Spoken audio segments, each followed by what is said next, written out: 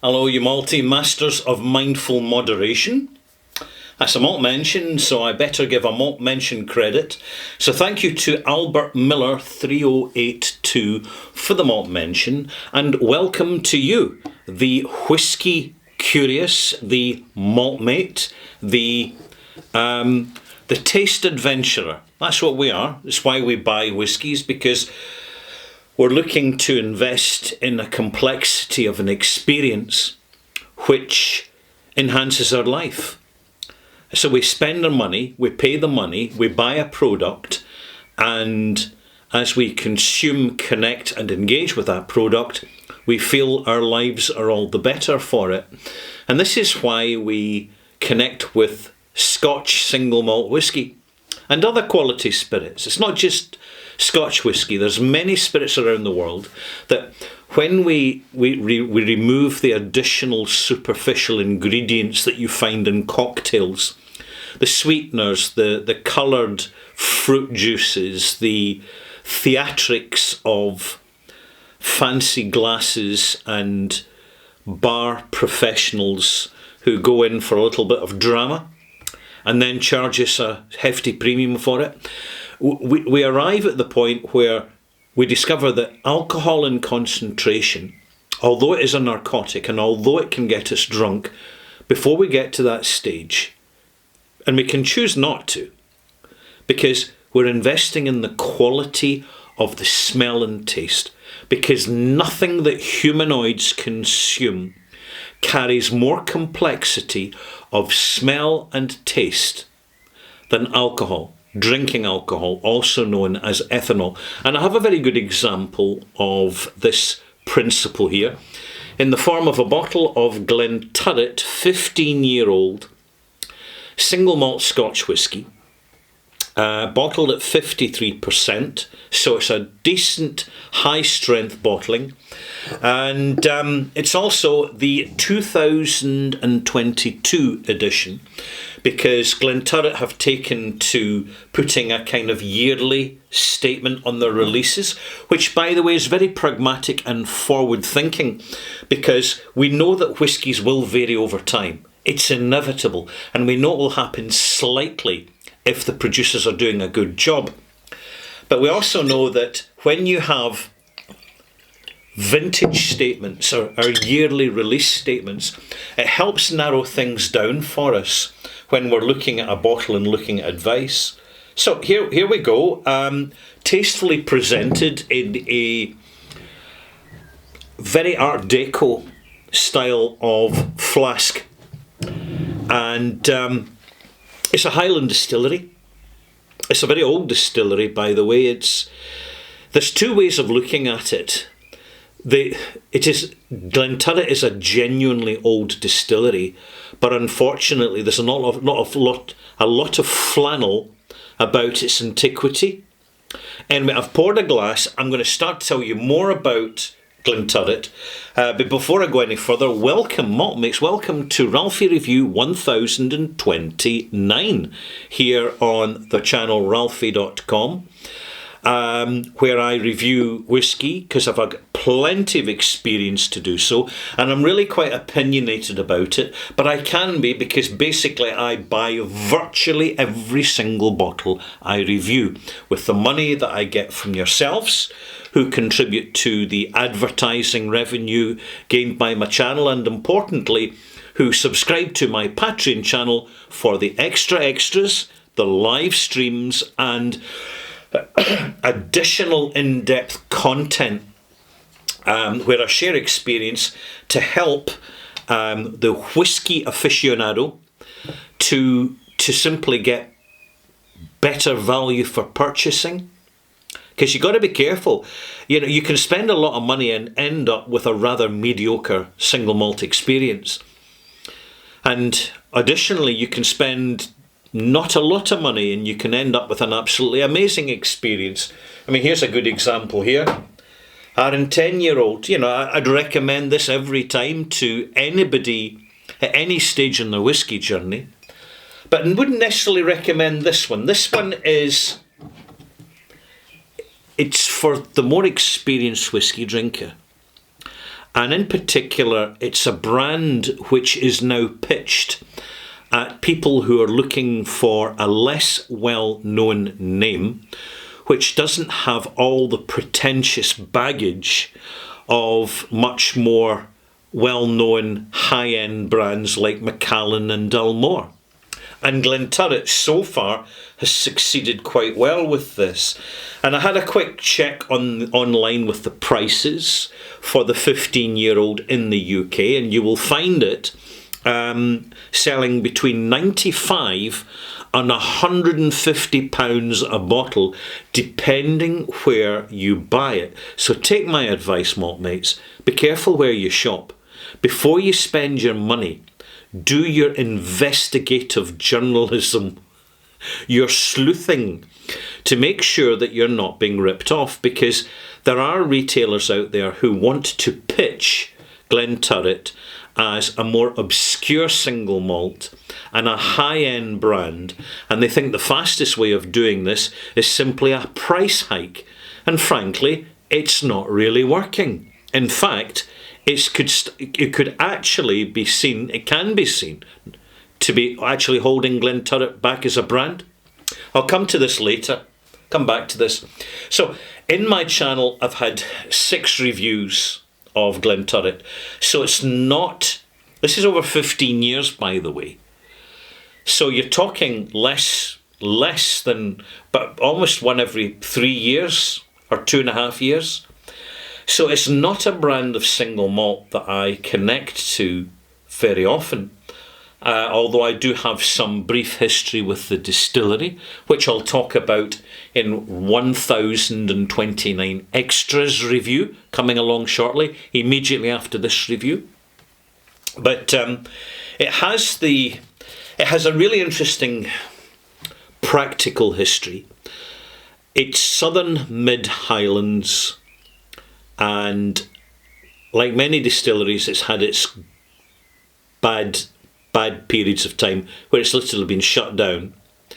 And Glenturret more or less disappeared when prohibition kicked in the USA, and the global demand, particularly export demand for Scotch whisky, literally bombed.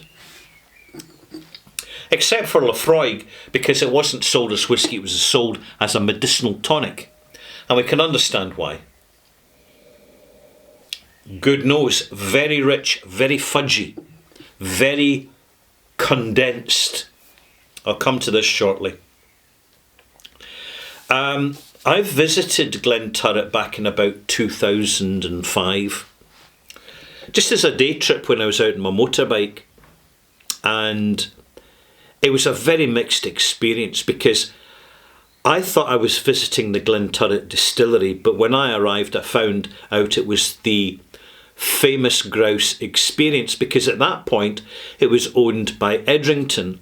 And what Edrington did was they actually completely crowded out this very small distillery into the background and replaced it with a very mediocre, certainly by modern standards, but a very condescending, right, visitor walk-through experience, telling you all about how fantastic Famous Grouse was. At one point you had to jump on, they had a light show which was shining jigsaw puzzle pieces onto the floor, and you had to jump on to the jigsaw puzzle pieces. As you can imagine, it was attracting families for day trips who wanted to go to the tea room, and it was convenient for stopping off, and they could have a bit of a laugh and a free blended scotch. When it got to my turn to have the free blended scotch, they'd run out of glasses, so they went to the dishwasher and they brought out a very hot Glencairn glass, filled it with a small amount of Famous Grouse, and I spent the next 20 minutes just sitting the glass on a windowsill to allow it to cool before I tasted some rather harsh and hastily assembled blended whisky in which I had no interest. So I spoke to the tour guide and said, by the way, do you have any Glenturret? I mean, can I actually see Glenturret Distillery? And they said, no, that's shut. That's not open to visitors. I said, righto, I mean, can I even taste some Glenturret whiskey? She says, oh yeah, they've got it in the bar in the cafe. So I went through. It was something like £14 a dram for the 10-year-old. At which point I just walked out. I just walked out and never returned. And meanwhile, instead of talking about the whiskey, they were going on about Towser the cat and how this cat had allegedly caught over 29,000 mice to enter the Guinness Book of World Records, for which, by the way, you pay to get into it. So, a very profitable book. To which I asked someone, who counted the mice, the dead mice, to qualify for the world records? At which point I just got a wee kind of nod and a grin, and that was the end of that conversation. So, my actual physical connection with the distillery, it really was nothing short of a disaster. But it really put Glenturret in the back shelf for me as a brand. Excuse me a second, I want to move my camera slightly. That's better. It's not aesthetically aligned the way it should be, and it was really, really bugging me and distracting me. So now we've sorted it, I can move on with the review. And I've also given the whiskey a little bit of time to open up in the glass, settle down, open up, and now I can nose it and give you a few descriptions in this. Excellent quality sherry, slightly vinegar, slightly rice winey, heavily raisin. It's a 15-year-old. I paid £110 for that bottle, and I don't feel that it was too expensive. I can see the quality of casks is self-evident, and the quality of spirit is pretty good. Slightly perfumed as well. There's a very, very soft lilac note in this. And there's also some delicate, almost floral plum notes coming off the nose. The sensation richness, the sour dryness, plenty of tannins going on in here. It's kind of filling up the flavour a little bit. Oh no, it's not filling up the flavour, it's filling up the nose quite successfully. A little bit of grapefruit rind, lemon oil, and some soft, almost apricot kernel apricot notes. So you've got a slightly almond note, sort of slightly cyanide. I hasten to add, there's no cyanide this is, but see if you eat apple pips, and by the way, a few apple pips won't do you any harm. Cyanide is anti-cancer, the poison's in the dose. It's one reason why people who have cancer eat apricot kernels, because they're slightly bitter and they're very effective against cancers. It's one reason why people in Afghanistan don't suffer from cancer. They suffer from an awful lot of other things, but they don't really suffer from cancer. Because unfortunately many of them just don't live long enough. But they have high altitude apricots in Afghanistan. Are absolutely delicious, by the way. Because I got some in a jar, preserved in, what was it, some kind of sugar syrup. It was really weird. Anyway, I'm starting to distract myself. Let's focus now on the tasting notes here.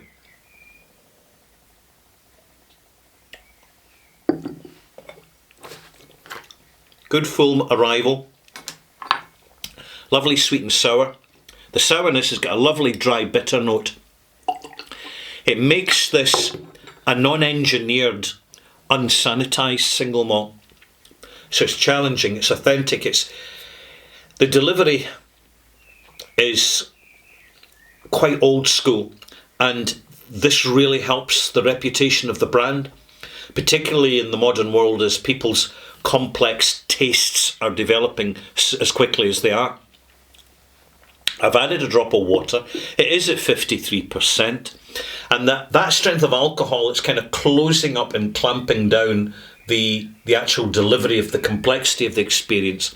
Although I have to say, there's a lot of fresh cask, ex-sherry cask involved here, and it's varied sherry cask. It's not just Oloroso or PX. There's quite a bit of dry sherry cask of really good quality. It really shows. I'm quite impressed. And I've added some water. What's going to happen now? It will improve, because it always does.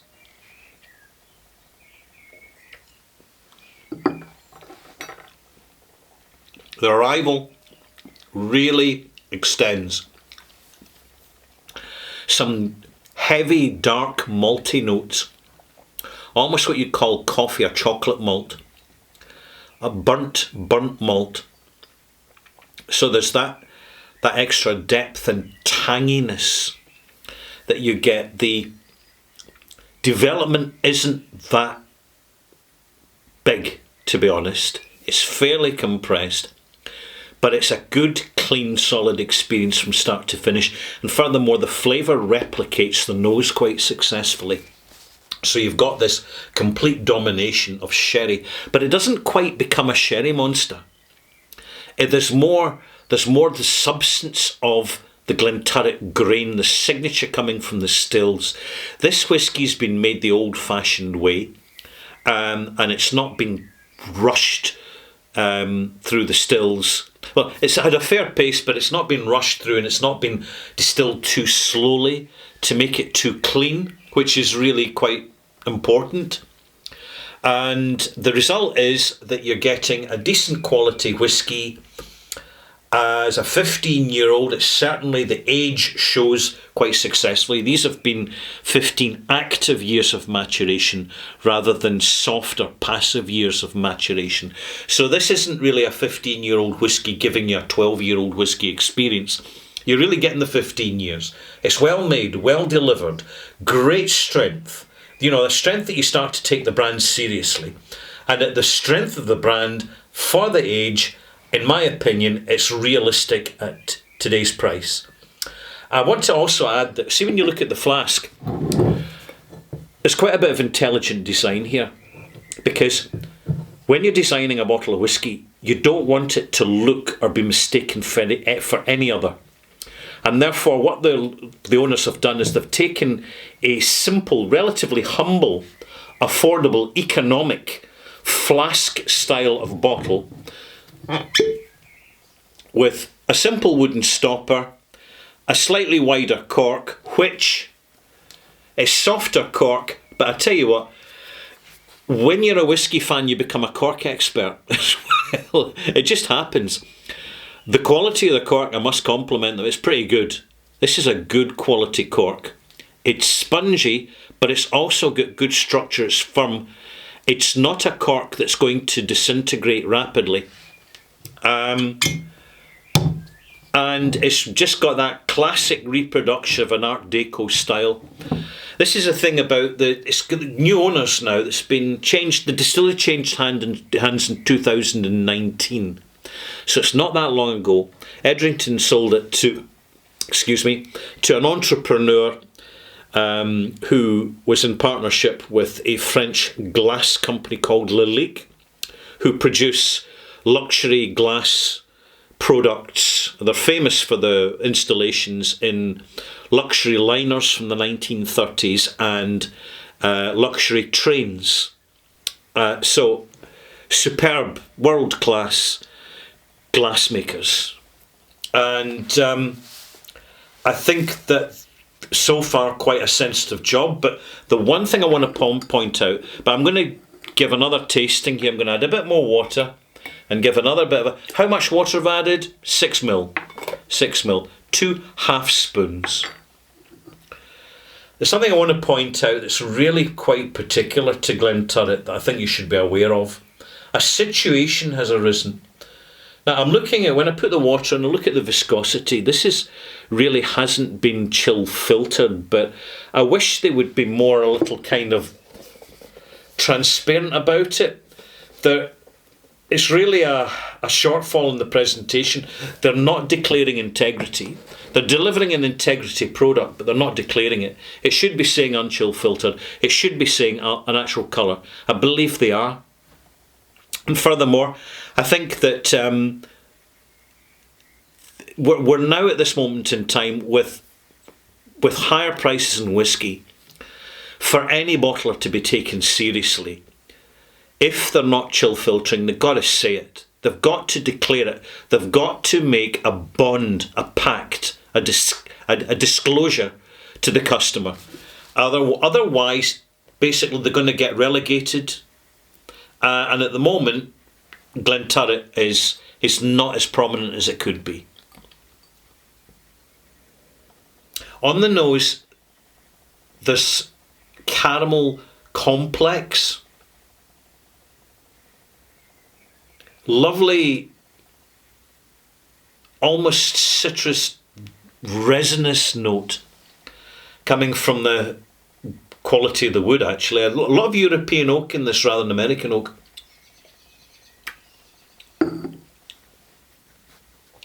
Now it's kicking in.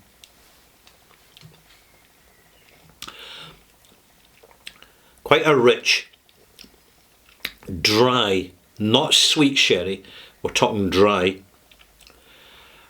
malt complex, toffee-ish, fudgy, typical Highland character, dry in the finish, rich in tannins which are buffered up so as not to be too assertive by the quality of the grain coming through. There's more of a almost like scorched shortbread note. And there you have it. Let's give this a malt mark. Morty Mark. It's a perfectly competent malt. But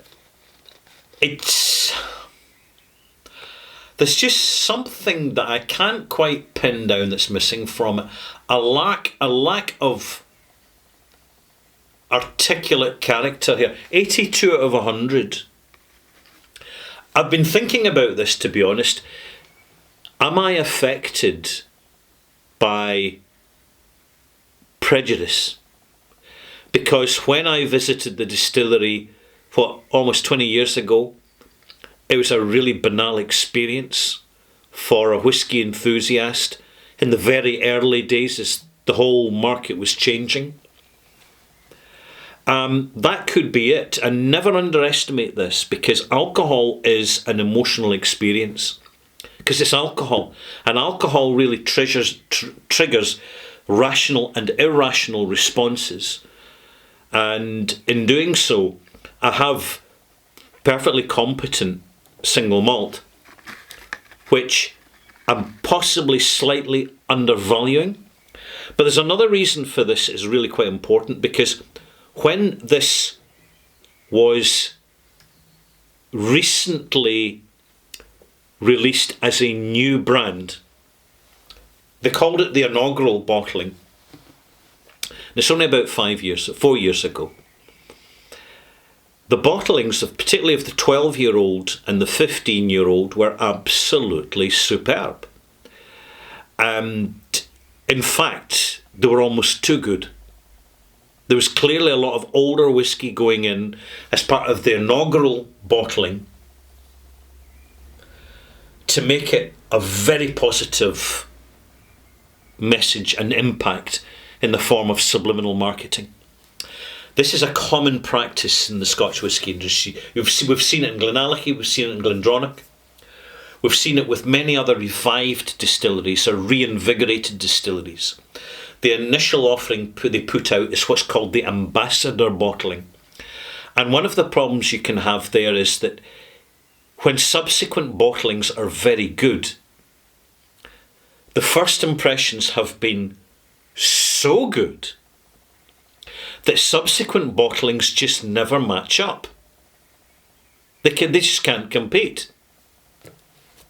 And so when inaugural ambassador bottlings are being created, this has happened, they've actually got to strike a real balance to be good but not to be too good. And I think this is something that's actually holding back Glenturret's reputation at the moment. It's just not prominent, it's just not out there. And worse than that, when I'm looking at the prices in the United States, it's now being sold as a hyped brand. So you're looking at what, $180, $200 for a bottle of this, which is really quite ambitious pricing. It's almost as if retailers in the USA who are, frankly, I'm going to pick words carefully, who can be really pushy. All right, they can go from push to shove when it comes to premium pricing, because they talk up the absolute luxury of this brand, and even if they don't know much about it. And particularly in the USA, I really noticed that people are easily led by price hyping and price hiking, as if the additional pricing automatically means it's worth more. You see this happening right across the board with bourbon at the moment, and it's ridiculous and it needs to calm down. But there you go. I've finished my review now. As always, completely no script, completely unedited. You won't see any cuts in these videos you won't see me glancing off to the left as I read off the whiteboard or anything like that. Hey, I'm talking to you. I'm just spending a bit of time. I've spent a couple of months. I've drunk a bit, not too much, because I don't drink much. Because I don't want to drown my palate. I'll talk about that in an extra someday, when the risk of drinking too much whiskey and then drowning our palates. It is a thing.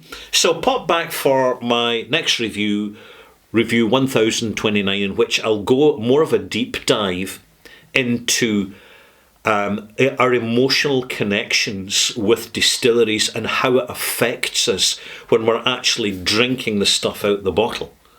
So I'll have this on the still on the table, so I look forward to seeing you then. In the meantime, it's been lovely sharing a malt moment with you. And whether you're just new to single malt whiskey and looking for an absolute total anorak geek's perspective, or whether you're a well-established malt mate and whiskey fan that's just coming back for a weekly top-up, hey, here's for you, here's to you. And Lang, may your lum reek. And long may your stills sizzle.